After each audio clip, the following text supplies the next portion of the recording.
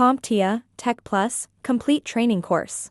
Exam Objective 3.4, given a scenario, configure and use web browser features. Default search engine. When you're using the internet, it's important to understand the difference between a web browser and a search engine, because they are not the same thing. A web browser is the software application you use to access the internet. Examples include Google Chrome, Microsoft Edge, Apple Safari, and Mozilla Firefox. These browsers let you visit websites, open tabs, watch videos, and use cloud-based tools.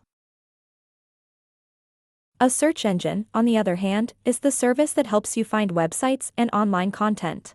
Examples include Google Search, Bing, Yahoo, and DuckDuckGo. You interact with search engines through your browser, but the two are separate tools that work together. Now that we've cleared up the difference between a browser and a search engine, let's take a closer look at the default search engine setting. This is the search engine your browser automatically uses when you type a word or phrase directly into the address bar, instead of entering a full website URL. Each browser has its own default. For example, Google Chrome typically uses Google Search.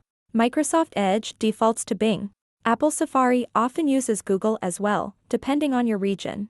The good news is, you're not locked in. You can change this setting anytime based on your personal preferences.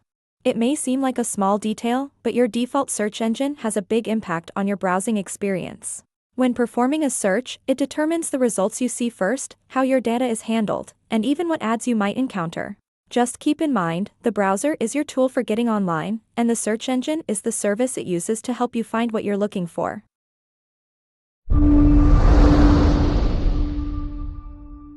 Thank you for watching. Subscribe for more great content.